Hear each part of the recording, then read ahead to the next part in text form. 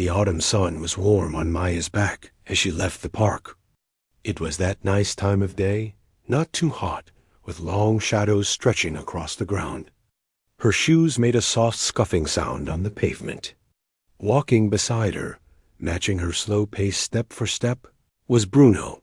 He was a big dog, a German shepherd with fur the color of dark wheat and serious, watchful eyes. To anyone else, he might have looked a little intimidating. But to Maya, he was just Bruno, her gentle giant who liked to nap in sunbeams and carefully take treats from her fingers. She took a shortcut home, a lane that ran behind some old warehouses. It was usually quiet, a good place to think. She was thinking about a project for school, her hand resting lightly on Bruno's back as they walked. He wore a plain brown leather collar. There was nothing special about it, no badge or fancy tag. It was just a collar. Bruno walked with a calm, steady purpose. His head was up, his ears twitching at every little sound. A distant bird, the rustle of a leaf. He didn't pull on the leash. He never did. He just stayed right there, his shoulder brushing against her leg, a warm and solid presence. Sometimes he would look up at her, his tongue lolling out in a doggy smile, before turning his attention back to the world around them. He was always watching. The first thing they heard was a low rumble, like faraway thunder. Then it got louder, breaking into separate growls. The sound of motorcycle engines. Maya glanced back, but didn't think much of it. People rode bikes sometimes. She moved a little closer to the edge of the lane, giving them room to pass, but the bikes didn't pass. 3 of them rolled into the lane and slowed down, then sped up a little, then slowed again. They were playing a game, circling like sharks. Maya felt a first pinch of worry in her stomach. She kept walking, her eyes straight ahead, pretending she didn't see them. Bruno's pace didn't change, but the muscles under her hand felt tighter. The bikes roared and pulled ahead, then swung around to block the path completely. The engines cut off, and the sudden silence felt louder than the noise. 3 men climbed off their machines. They weren't old, but they weren't kids either. They wore leather vests over hoodies. Their laughter was too loud for the quiet lane. "Hey there," the one in front said. He had a sharp chin and a smile that didn't reach his eyes. His friends stood behind him, smirking. "You're a little young to be out here all alone, aren't you?" Maya's mouth felt dry. She didn't say anything. Her fingers curled tighter into Bruno's fur. He was standing perfectly still. "What's the matter? Cat got your tongue?" One of the other men said, taking a step closer. "That's a big dog you got. Does he even know how to bark?" Bruno didn't react to the man's voice. He didn't growl or bark. He just stood there, his body a calm barrier between Maya and the strangers. His lack of reaction made the men braver. The leader, the one with the sharp chin, took another step. "Maybe we should walk you home. Make sure you get there safe." His tone made it clear this wasn't a kind offer. "Where do you live, kid?" Maya found her voice, but it was small. Just up the road." "I'm okay." She tried to step around them, but one of the other men shifted to block her way. Her heart was hammering against her ribs now. She looked down at Bruno, whispering, "It's okay, boy. Stay." The word "stay" seemed to settle into him. He sank down just a little, his weight planted firmly on all 4 paws. He was listening, obeying her command, but his eyes were fixed on the man in front. They were dark and unblinking. The leader laughed. "See? He's a softie. Just a fluffy pet." He reached out suddenly, not for Maya, but for her bright blue backpack. He yanked it off her shoulder. "Let's see what you've got in here. Hey!" Maya cried out, but it was too late. He turned the backpack upside down and shook it. Her school books, her pencil case, a pack of gum, and her favorite sparkly water bottle tumbled out onto the dusty ground. The men laughed as she immediately dropped to her knees, scrambling to gather her things, her face burning with humiliation and fear. Tears blurred her vision as she grabbed her notebooks. Through the tears, she could see Bruno. He hadn't moved an inch from his stay position, but his head had lowered. A deep, quiet sound was coming from his chest, so low she could feel it more than hear it.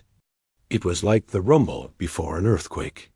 His lips had tightened, just a little, showing the barest hint of white teeth.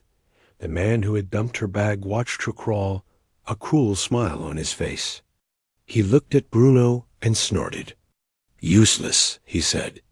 He took a final step forward, his boot landing right next to her math book. "All right, fun's over. Get up. We're giving you a ride." He reached down, his hand not aiming for Maya's arm, but for Bruno's collar. "Let's see if this lazy dog even likes motorcycles." His fingers were an inch from the leather dot. Everything in Bruno went still. The low rumble stopped. The world seemed to hold its breath for a single silent second. In that second, the dog that loved sunbeams and gentle touches vanished. In his place was someone else. Something else. Every muscle, every nerve, years of a different life, snapped into focus. The man's reaching hand was no longer just a hand. It was a threat. And Maya was the person he was meant to protect. The calm in the lane was about to shatter. The man's fingers were so close to Bruno's collar that Maya could see the grime under his nails. He was smiling, a mean, crooked smile, thinking this was all a big joke. His two friends had their phones out now, the little screens glowing. They were laughing, waiting for a show. "Look at this tough guy," the man with the sharp chin said, his hand hovering.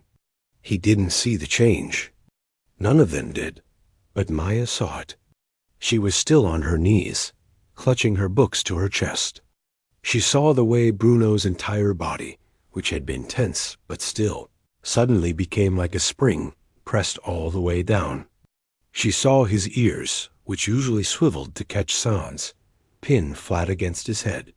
She saw the friendly, warm brown of his eyes turn hard and dark, like chips of stone. The low rumble had stopped, and in that quiet was something much scarier. It was a waiting silence. The man's fingers touched the leather dot. It happened faster than a blink. Bruno didn't just bite. He moved. It was a powerful, fluid explosion of motion. 1 second he was a statue. The next he was a blur of tan and black. He didn't jump up or snap wildly. He drove forward, low and powerful, coming from below. A sound ripped through the air, a deep, thunderous bark that was more like a roar. It wasn't the bark he used when the mailman came. This was a sound from a nightmare, a sound that said danger. His jaws clamped around the man's forearm, right where the hand was connected. It wasn't a frantic chewing. It was a solid, precise hold. At the exact same time, Bruno used all the power in his shoulders and legs. He didn't just hold on. He pushed, he twisted, he drove his weight into the man's body. The man's smirk vanished, replaced by a look of pure shock. A sharp cry tore out of his mouth, not a scream yet, but a yelp of total surprise. His legs got tangled, and the force of Bruno's movement was so sudden, so controlled, that he had no chance to balance. He crashed backwards onto the hard pavement of the lane with a heavy thud, the air whooshing out of him. Bruno was on top of him, not in a frantic attack, but in a position of complete control. He kept his hold on the arm, his body a living barricade over the man's chest. The laughter from the other two men died instantly. It was like a switch had been flipped. Their phones, which had been pointing forward for a funny video, now shook in their hands. They stood frozen, their mouths hanging open. This wasn't in the script. This wasn't a scared kid and a fluffy pet anymore. The man on the ground, the leader, started screaming. "Get him off. Get him off me." He flailed his free arm, but he was afraid to hit the dog. afraid to move the arm that was locked in those powerful jaws. Maya stared, her own breath caught in her throat. She saw the fear on the fallen man's face. She saw the raw power in Bruno, every muscle standing out like ropes under his fur. And for the first time, she remembered the stories her dad would tell, late at night, when Bruno was already asleep by her bed. Stories about a partner, about training, about commands in a different language. It had all seemed like a movie, a pretend story about a different dog. Not about her Bruno that one of the other men snapped out of his shock. His face twisted in anger. "Hey!" he shouted, taking a step forward. He looked around, grabbed a metal chain that was hanging from his bike's handlebars. He swung it, making a nasty whistling sound in the air. "Let him go, you mutt." Bruno's head swiveled. He looked from the man on the ground to the man with the chain. He didn't release his bite, but a new, even deeper growl started in his chest, a continuous vibrating warning that promised serious harm if the man took one more step. His eyes were fixed on the new threat, but his body still covered the first one. He was doing two jobs at once. The man with the chain hesitated, the metal links rattling in his unsteady hand.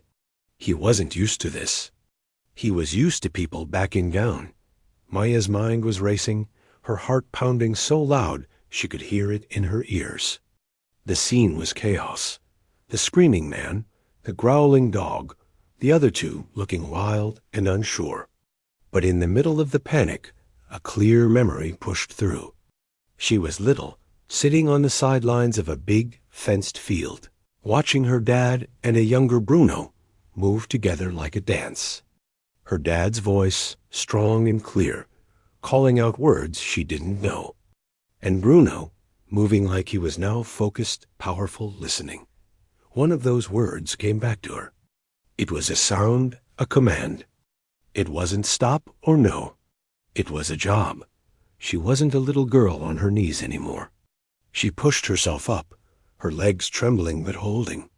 She looked at Bruno, at her dog who was suddenly a stranger and a protector all at once. She sucked in a shaky breath and forced her voice to be loud. It wasn't a scream. It was a command. "Bruno. Asterisk, asterisk, watch. Asterisk, asterisk." She shouted. The word hung in the air. The effect was instant. Bruno's head whipped around to look at her. There was a flash of recognition in those fierce eyes. In one smooth, deliberate motion, he opened his jaws. He released the man's arm. The man on the ground scrambled backwards like a crab, clutching his bleeding forearm to his chest, his face pale with pain and fear. But Bruno didn't chase him. He didn't even look at him again. He took one powerful step and planted himself squarely between Maya and the other two men. He didn't sit. He stood tall, his head high, his chest out. His lips were pulled back, showing all his long, sharp teeth. A steady, rumbling growl poured out of him, a sound that said, asterisk, this line. You will not cross this line. Asterisk, he was no longer attacking. He was guarding. He was a wall. And Maya was safely behind him. The man with the chain lowered his arm. The fight had drained out of him, replaced by a cold understanding. This was no ordinary dog. The third man just stared, his phone now dangling uselessly at his side. The only sounds were the man on the ground whimpering, the rough growl from Bruno, and Maya's own rapid breathing. The balance of power in the lonely lane had completely, utterly flipped. The man on the ground, the one with the sharp chin, kept whimpering. He held his arm tight against his chest. The sleeve of his hoodie was dark and wet. He stared at Bruno with wide, frightened eyes, like he was looking at a wolf, not a dog. Bruno didn't move. He stood like a statue made of muscle and fur, planted right between Maya and the trouble. His growl was a constant, low sound, like a big engine idling. It wasn't loud, but it filled the whole lane. It was a promise. It said, try something. Please, try something. The other two men were frozen. The one with the chain let it drop from his fingers. It hit the pavement with a dull clank. The sound made them all jump, except for Bruno. He didn't even blink. His eyes were fixed on them, switching between the two, watching every twitch, every shift of their feet. "Vince." "Your arm, man," the third guy finally whispered, his voice shaky. The one on the ground, Vince, just shook his head, his teeth clenched. He was trying to be tough, but the pain was written all over his face. He struggled to get his feet under him, never taking his eyes off the dog. He pushed himself up, swaying a little. "We gotta go," he hissed through his teeth. Now, but they couldn't just go. Their bikes were on the other side of Bruno. To get to them, they'd have to walk toward the growling dog. Toward Maya. Maya watched them, still standing behind Bruno. Her heart was pounding so hard it felt like it was in her throat. Her hands were clenched into fists at her sides. She felt a strange mix of things: terror, relief, and a sudden, fierce pride for Bruno. He was protecting her. He was really, truly protecting her. The man who'd had the chain took a tiny, careful step to the side, trying to edge around Bruno. Bruno's head snapped toward him. The growl rose in pitch, becoming sharper, more urgent. The man froze again, putting his hands up slowly. "Easy, boy, easy. We're leaving." Maya knew she had to do something. They were stuck in a scary standoff. Bruno wouldn't move until the threat was gone, and the men couldn't leave without coming closer. She thought about her dad. What would he do? He would be in control. He would give a command. She swallowed, her mouth dry. She looked at the space between the men and their bikes. She pointed a trembling finger toward the far side of the lane, away from her, away from Bruno. Her voice came out clearer this time, stronger.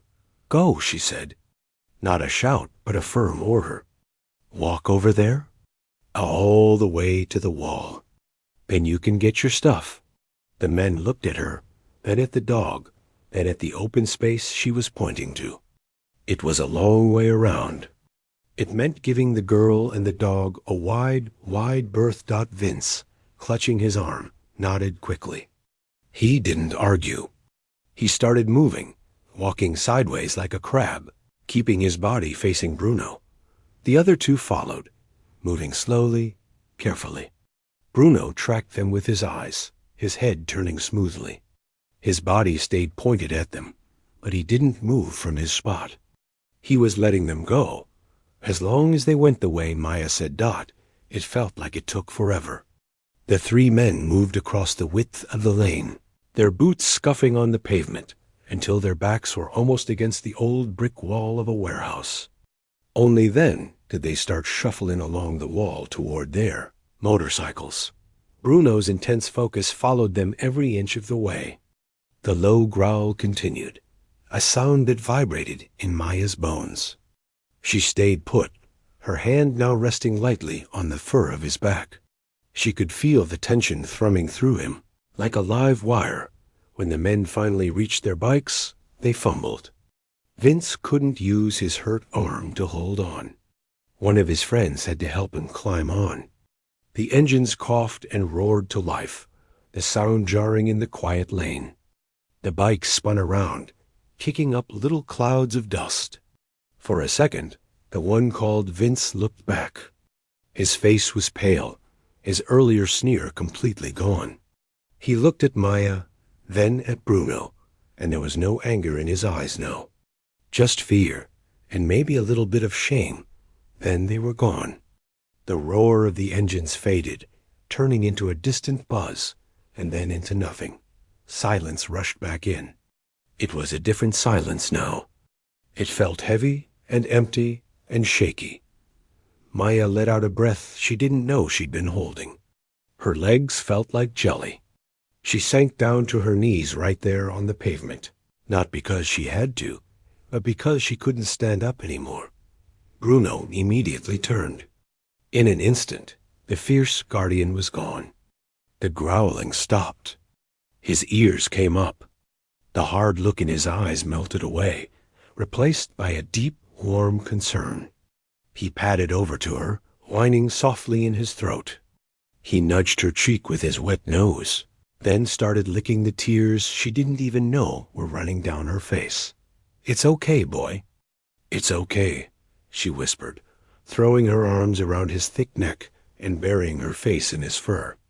He smelled like home, like sunshine and dog. He sat down, leaning his weight against her, letting her hold on to him. He was just Bruno again. Her Bruno, but she knew now. She knew he was so much more Dot. After a few minutes of just sitting there, hugging her dog, the world started to come back. She remembered her stuff was still scattered all over the ground. She remembered her backpack. Slowly, she got up. Bruno stayed right beside her, his tail giving a slow, tentative wag as she started to pick up her books, her pencil case, her water bottle. Her hands were still trembling. Dot. She got everything into her backpack and slung it over one shoulder. She looked down the empty lane. She knew she had to get home. But more than that, she knew she had to tell someone. She had to tell her dad. Dot, with one hand firmly holding Bruno's leash and the other resting on his back for comfort, she started walking again. The walk home felt different. Every shadow seemed darker. Every little sound made her jump. But Bruno was there. He walked close, his shoulder touching her leg, just like before. But it wasn't just like before. Now she understood. He wasn't just walking with her. He was on duty, and he wouldn't let anything happen to her, not ever again. The walk home felt like it took 100 years. Every house looked the same. Every car that passed seemed to move too slowly. Maya kept glancing over her shoulder, her heart leaping into her throat at the sight of a plastic bag tumbling in the wind. She squeezed Bruno's leash so tightly, her knuckles turned white. Bruno was different now, too. He wasn't just walking. He was working. His head was on a constant swivel, checking the street behind them, the side yards they passed, the cars parked along the curb. He didn't pull. He just moved with a calm, alert purpose, his body a steady, warm presence against her leg. Every few steps, he would look up at her, as if checking in. She would force a small smile down at him. "Good boy," she would whisper, and his tail would give a single, soft thump against his leg. Finally, she saw their house. The sight of the blue front door and the big tree in the yard made her eyes well up with fresh tears. This time, they were tears of relief. She nearly ran the last few steps, stumbling up the driveway. Her hands were shaking so badly she could barely get her key into the lock. She fumbled, dropped it, and Bruno calmly stood over it, watching her as she picked it up. Finally, the lock clicked, and she pushed the door open, stumbling into the quiet, safe hallway. "Dad?" Her voice came out as a croak. "Dad!" The house was quiet. Then, from the kitchen, she heard a chair scrape back fast. Her father appeared in the hallway. He was a big man, with kind eyes that were now wide with worry the second he saw her face. He took in her tear-streaked cheeks, her wild eyes, the way she was still breathing in little hitches. "Maya?" "Sweetheart, what happened?" He was across the hall in 2 big strides, kneeling in front of her. He put his hands on her shoulders. "Are you hurt? Talk to me." The dam broke then. The whole story came tumbling out in a messy, sobbing rush. The shortcut, the bikers, the loud voices, her backpack, the laughing. She told him about the man reaching for Bruno's collar. And then she told him what happened next. The roar, the blur of motion, the man on the ground, the blood. The word she remembered. "Watch." As she spoke the command, her father's eyes flicked from her face to Bruno, who was sitting patiently by the door, his gaze going from his girl to his old handler. Her dad's expression changed. The worry was still there, but a hard, understanding look came into his eyes. A look Maya had only seen a few times before, when he talked about his work. He listened without interrupting until she was done, her words fading into quiet sniffles. He pulled her into a tight, warm hug, letting her cry against his shoulder. He rubbed her back. "You're safe. You're home. You did so good, baby." So good. When she calmed a little, he held her at arm's length. His voice was gentle but serious. "Maya, listen to me. Is Bruno hurt? Did they hit him or kick him?" Maya shook her head quickly. "No, he was too fast. They couldn't touch him." Her dad nodded, a flicker of something like pride crossing his face. "Okay. And the man? The one Bruno held? He was bleeding?" "Yeah," Maya whispered. "On his arm. His sleeve was all dark." Her father stood up, his movements suddenly very deliberate. He walked over to Bruno. He didn't pet him right away. He just looked at him, eye to eye.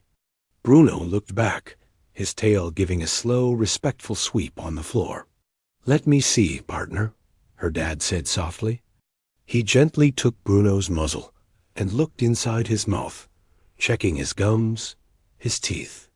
He ran his hands over Bruno's head, his neck, his legs, checking for any tender spots, any sign he'd been hurt. Bruno stood perfectly still, allowing the inspection. "Clean," her dad murmured, more to himself than to her. "A controlled bite, just like he was taught." He finally gave Bruno a firm, loving scratch behind the ears. "Good boy. Good man." Bruno leaned into the touch, his eyes closing for a second. Then her dad stood up and pulled out his phone. He didn't dial 911. He dialed a number from his contacts. He put the phone to his ear, his other arm still around Maya's shoulders. "Mike?" "Yeah, it's Dan. I need to report an incident. It involves my daughter and my retired canine." He listened for a moment. "No, she's safe." The dog intervened. "One suspect has a probable level 2 bite to the forearm. 3 males on motorcycles. Last seen on Elmwood Cut, heading toward the old mill area. Around 20 minutes ago." He described the men as best as Maya could remember. The leather vests, the sharp-chinned leader, what the bikes looked like. He gave a precise description of the wound location. "Yeah, a defensive apprehension. The dog was provoked. Handler's daughter was being harassed and cornered. He's fine. She's shaken up. We're at the house." He paused. "Thanks, Mike. Yeah, send someone by." He hung up and looked down at Maya. "The police are going to come talk to us, okay? They're going to want to hear what happened from you. And they're going to look for those men. A dog bite like that? It's very specific. They'll have to go to a hospital or a clinic. It'll be easy to find them." Maya felt a new kind of worry. Are we in trouble? Is Bruno in trouble?" Her dad knelt down again. "No, honey. Not at all. Bruno protected you. You were in danger. He did exactly what he was supposed to do. And you remembered the command. You took control of the situation when you told him to guard. You were incredibly brave." He pulled her into another hug. Over his shoulder, Maya looked at Bruno. He had lain down now, his head on his paws, watching them. He looked tired. The fierce protector was gone, replaced by a loyal, sleepy dog who wanted to know his family was okay. The doorbell rang a little while later. It was a police officer, a woman with a calm smile.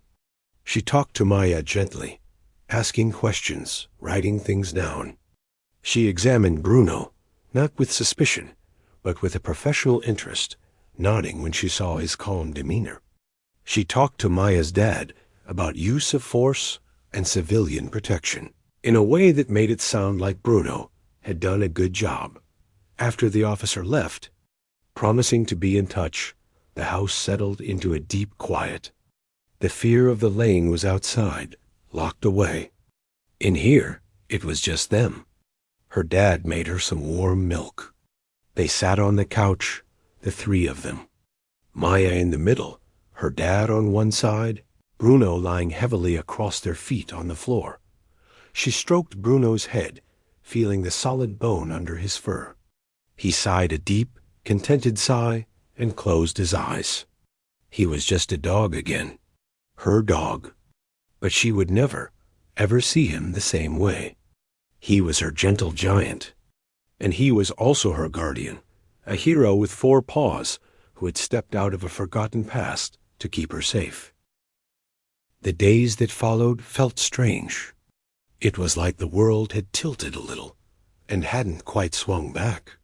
Maya went to school, did her homework, ate dinner, but everything was seen through a new filter. Walking to the bus stop felt different. She found herself scanning the street, listening for the sound of motorcycle engines. The quiet hum of a car could make her shoulders tense up. Her dad noticed. He started walking her to the bus in the mornings.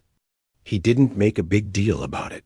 He'd just grab his coffee mug and say, "I feel like a walk," and fall into step beside her. He'd chat about the weather, about a funny story from work, about nothing important. His steady presence was a quiet anchor, and Bruno was always there. He seemed to understand that things weren't back to normal yet. He stuck to Maya like a shadow. If she was on the couch, he was on the floor by her feet. If she went to her room, he'd amble in after her and settle down with a sigh by the bed. He wasn't on high alert anymore, but he was watchful. His calm, steady presence was a comfort. It was a reminder that she was safe. A week after the incident, her dad came home from work with a certain look on his face. It was his "I have news" face. They were eating spaghetti, and he put his fork down. They found them. He said simply. Maya froze, a twist of pasta halfway to her mouth. She slowly put her fork down. Her dad's voice was matter-of-fact. The man with the hurt arm. He went to a clinic in the next town over. The doctor there, well, they're trained to notice certain things. A dog bite from a trained animal has a very specific pattern.